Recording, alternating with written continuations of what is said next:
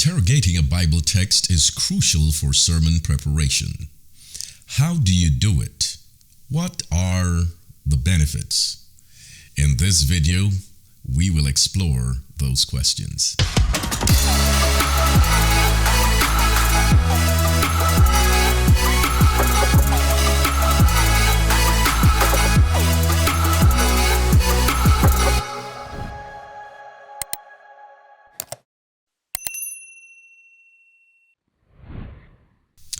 Whenever we hear the names Michael Jordan, Larry Bird, Magic Johnson, LeBron James, Steph Curry, Lisa Leslie, Maya Moore, Diana Taurasi, we immediately think of some of the greatest to have played the game of basketball.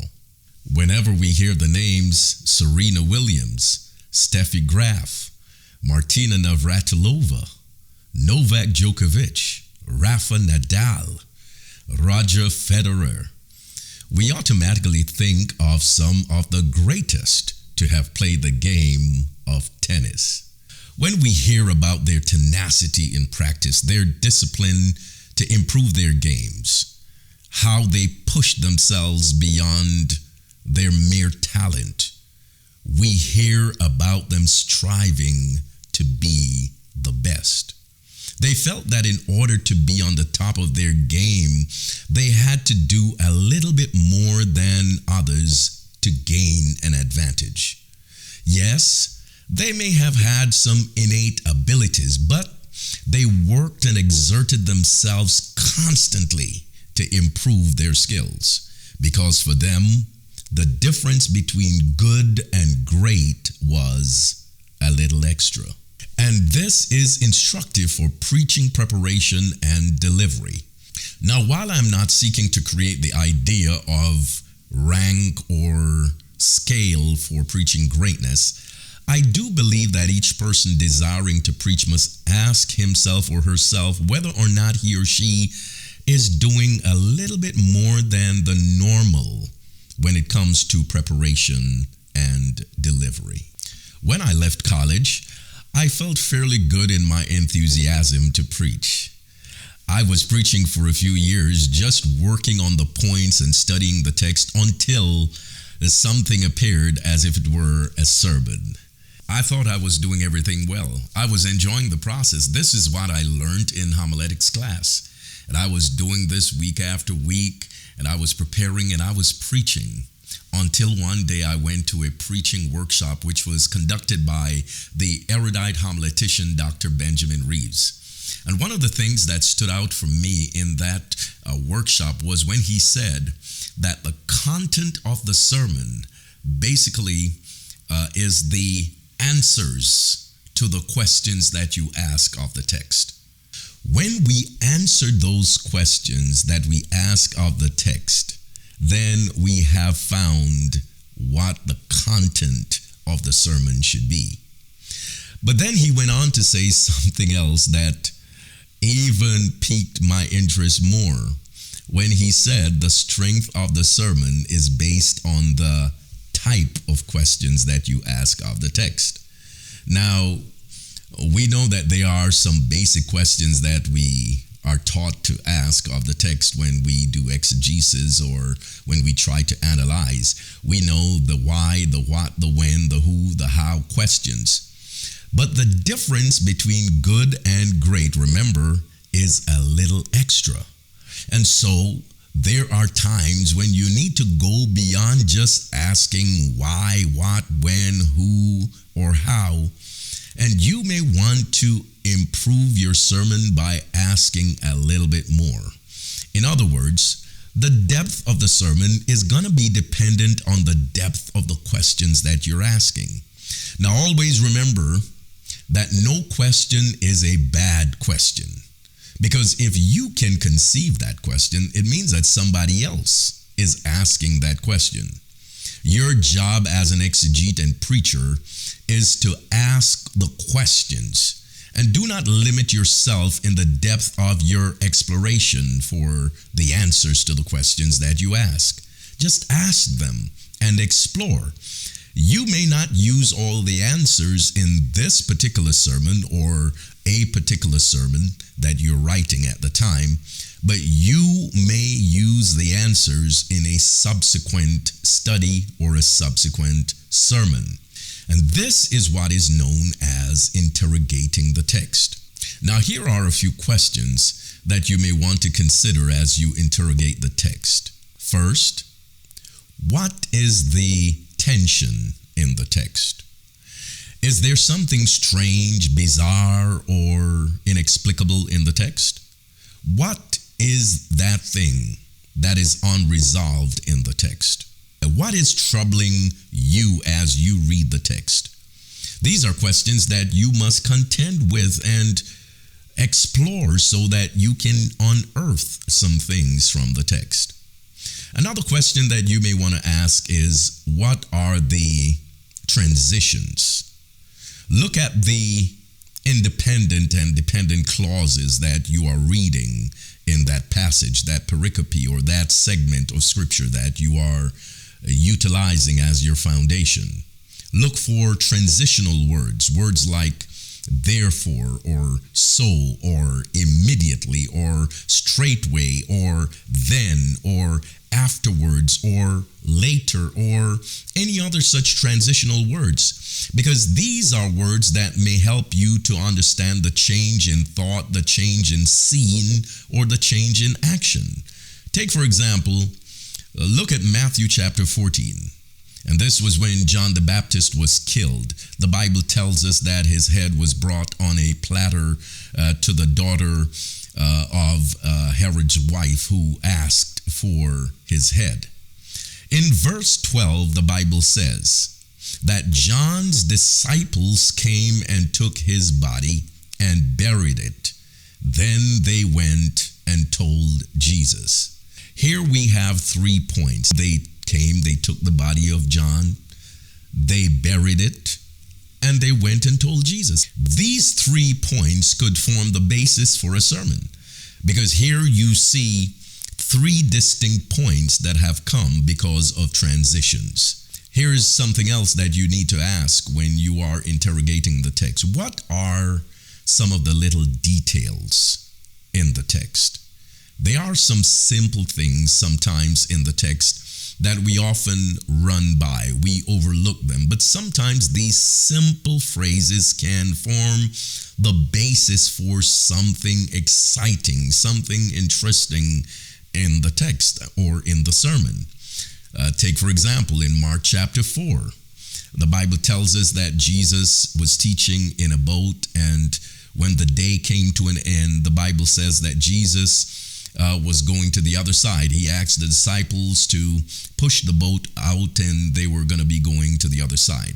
Now, when you read Mark chapter 4, the Bible tells us that as they were going, many people jumped into some other little ships to follow Jesus. They were not going to stay on that side. They wanted to go wherever he was going. Now, observe this. When they started the journey, the Bible tells us that there were other little ships. But when you come to the end of the story, there was the storm, and the Bible tells us that the storm was calmed. But there's no mention of the little ships in the storm or even after the storm. Now, if you, like me, would like to symbolically apply this even to the church or even to the journey, the Christian journey, you may want to use those other little ships to make a point. Because Jesus was not in the other little ships, he was in a particular boat. Another question that you need to ask when you're interrogating the text is, what are the interpretive implications? In that I mean, how does the historical context affect your understanding of the text? What is the author's background? What is the culture and what is the society in which the text, the passage, the pericope was shaped? What is the language and the structure of the text? These are questions that you need to ask. You also probably need to ask what literary or rhetorical devices were used. What do you see in this particular passage? Do you see metaphors and merisms? Do you see alliterations or allusions, or do you see an allegory? Do you see paradoxes or parallelisms? These are questions that you need to ask as it relates to the contextual setting of the passage and the literary structure of that passage that you are studying in preparation for your sermon. Another question you need to ask as you seek to interrogate the text is, what other angles can I view this text from? Are you separating yourself from everybody else when you study this particular text? Some years ago, I was doing a preaching class with some of my elders. And one day I wanted to emphasize the need for being different, being distinct, separating yourself from everybody else. I asked the participants to go outside and to take a picture of two chairs that I had previously set in the hallway. Now, when they went outside to take the pictures, I observed that the first person went and stood in a particular position to take pictures. And it's interesting, all the other participants, they went and they lined up behind that person. And as she took her picture, then one after the other, they went and stood in that same position. And from there, they took their pictures. Now, when they were finished and they came back into the class, I asked them to send me the pictures so that I could upload them on the screen. And when I did that, I asked them to close their phones. And guess what? When I put the pictures up on the screen and began to ask, whose picture is this? Whose picture is this? They all were claiming all the pictures because they could not tell whose picture it was. All the pictures were the same. They were taken from the same position. And this was very interesting. And it's a lesson for us because if you are standing where everybody else stood and you're viewing the text how everybody else viewed it, then you are seeing and you will be saying the same thing. You need to ensure that you are doing this differently. Now, what I didn't tell you was before the class began, when I set those chairs up, I took one picture. I had stood there, I observed the chairs, and I said to myself, I know exactly where they will take the picture from. And I stood behind the chairs and I took my picture. This was different. No one took the picture as I did. Now, I'm suggesting that if you find other angles, if you find a different way to look at the text, it will allow for your sermon to stand out. Do not just settle for the first thought that comes to your mind. Go ahead and think beyond the first thought. Think beyond even the second thought. Go to the third or even the fourth thought, because that's when you are recognizing a difference in thinking. There is always something unique about the passage. There's a wideness in the study. So you need to dig a little deeper and seek for something special, because the difference between good and great is a little extra. Interrogating the text can be tedious and time-consuming, but the extra effort put into the exploration can make the world of difference. Go beyond the normal, go beyond the surface, go beyond the expected by spending a little extra time to unearth and extract accurate and reliable information. Always remember, however, that the goal of interrogating the text is to elicit truth and relevant information to answer the questions that your congregation is asking. Thank you for watching. I hope these tips were very helpful for you. Please drop me a line and share your feedback. Also, please remember to like, to share, and subscribe.